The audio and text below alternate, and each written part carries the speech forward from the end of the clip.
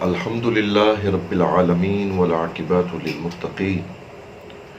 والصلاة والسلام علی سید الانبیاء والمرسلین وعلی آلہ الطیبین الطاہرین وعلی اصحابہ الہادین المہدیین اما بعد اعوذ باللہ من الشیطان اللعین الرجیم بسم اللہ الرحمن الرحیم۔ حاضرین و ناظرین مکرم، آج ہماری گفتگو کا موضوع دوستوں کی طرف سے آئے ہوئے مختلف سوالات کی صورت میں جو مکتوب ہمیں ملتے رہتے ہیں، جو پیغام ہمیں ملتے ہیں، ان کو پڑھ کے ضروری سمجھا کہ درس قرآن کریم اور درس حدیث رسول اللہ صلی اللہ علیہ وآلہ وسلم اور صحابہ کبار رضوان اللہ اجمعین، اہل بیت اطہار سلام اللہ علیہم اجمعین کی سیرت کے موضوع کے ساتھ ساتھ دین متین کے جو بنیادی مسائل ہیں ان پر گفتگو کی جائے، تاکہ عام فہم اور سادہ انداز کے ساتھ دوستوں کو ان مسائل کے ساتھ آگاہی ہو۔ ناظرین مکرم، انسان جب زبان سے اللہ وحدہ لا شریک کی وحدانیت اور رسول معظم علیہ السلام کی نبوت و رسالت کا اقرار کر لیتا ہے تو وہ دائرہ اسلام میں داخل ہو جاتا ہے، یعنی کلمہ طیبہ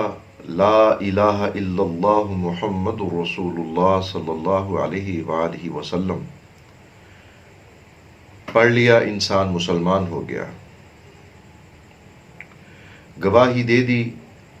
کہ اشہد اللہ الہ الا اللہ وحدہ لا شریک لہ واشہد ان محمدا عبدہ ورسولہ صلی اللہ علیہ وآلہ وسلم۔ انسان دائرہ اسلام میں تو داخل ہو گیا، مگر اس اقرار اور زبانی تصدیق کے ساتھ ساتھ اور بھی کچھ چیزیں ہیں کہ جو ہمارے ایمان کی استقامت اور سلامتی کے لیے ضروری ہیں، جیسا کہ ایمان مفصل اور ایمان مجمل کہ حضرت انسان ان ساری چیزوں کا بھی اقرار کرتا ہے، اللہ اور اس کے رسول صلی اللہ علیہ وآلہ وسلم کی رسالت کے ساتھ کہ آمنت باللہ وملائکتہ وکتبہ ورسلہ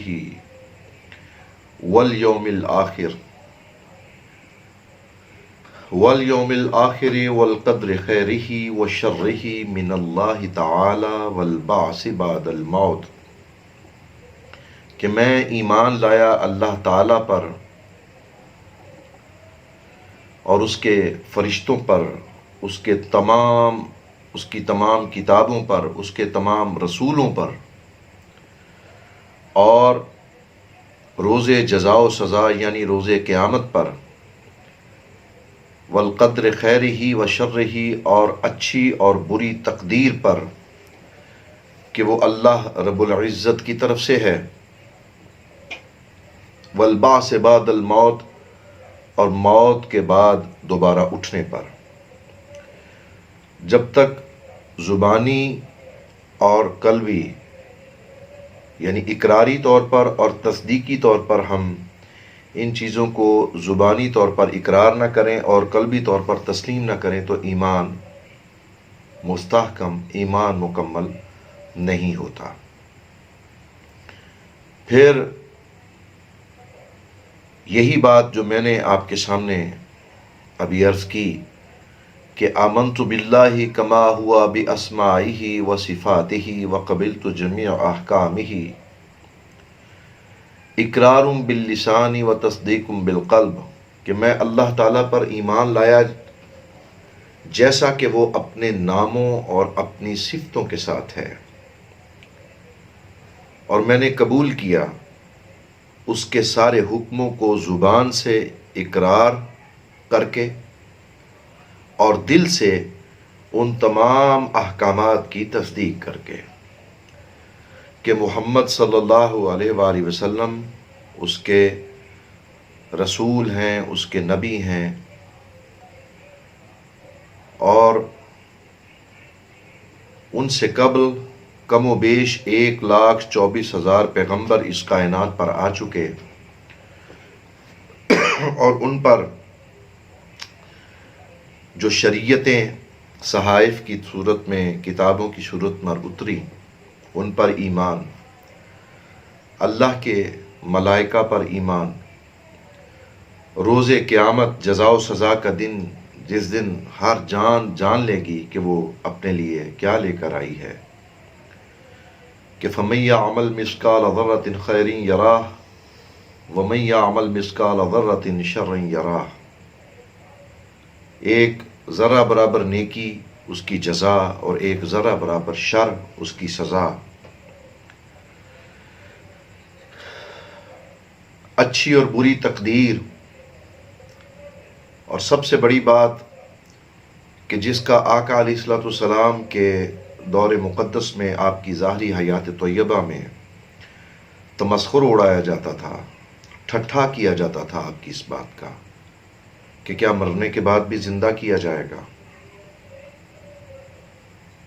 اس پر ایمان لانا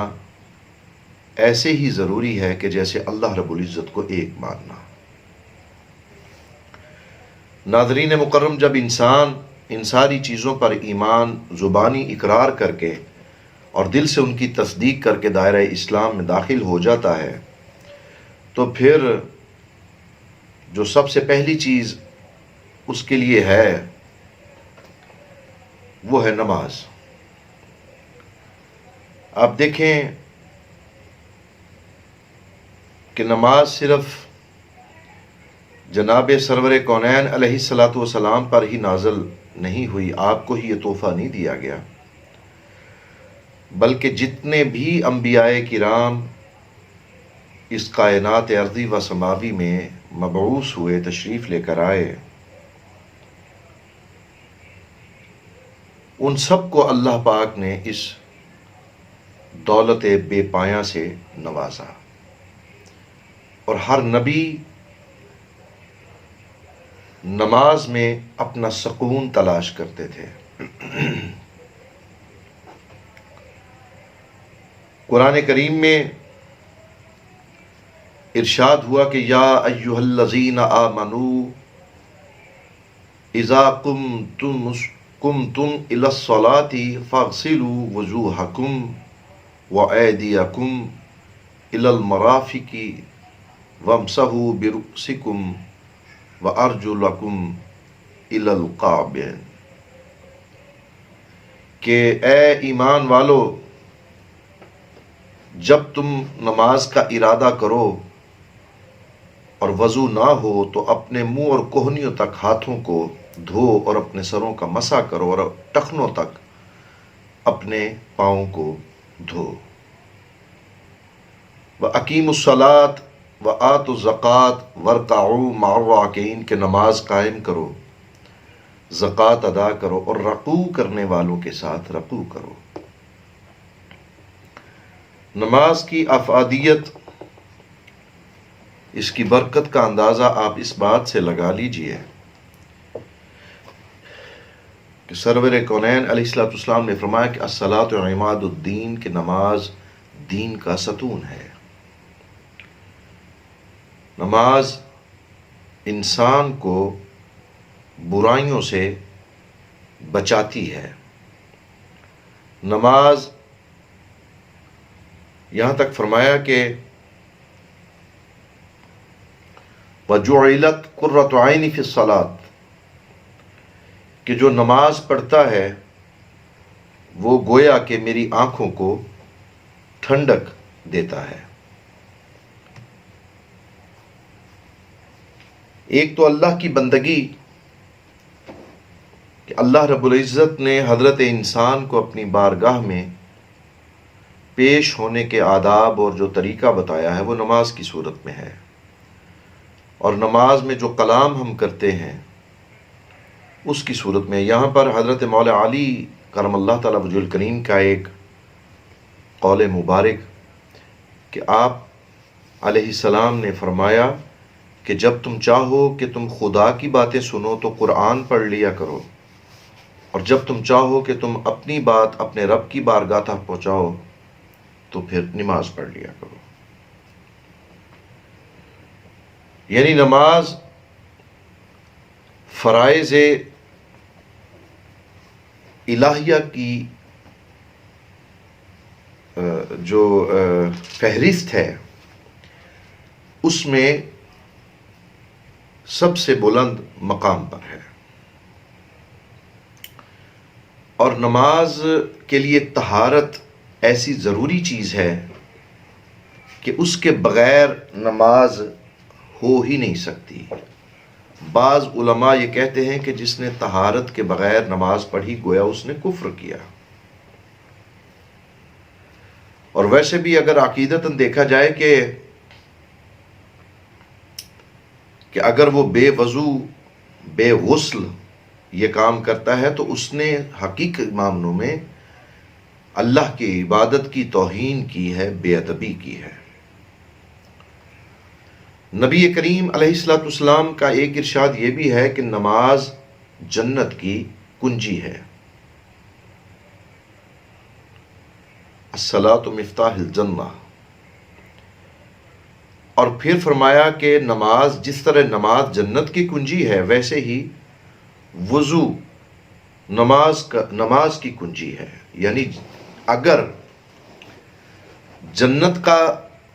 تالا بغیر نماز کے نہیں کھل سکتا تو کسی صورت بھی وضو کے بغیر نماز کا تالا، اس کی معرفت، اس کی حقیقت، اس کے فوائد، اس کی برکات، اور جس ربط کو قائم کرنے کے لیے اللہ نے یہ عبادت ہمیں عطا کی ہے وہ پہنچ ہی نہیں سکتا، بلکہ انسان بجائے فائدہ اٹھانے کے الٹا نقصان کی طرف چلا جاتا ہے۔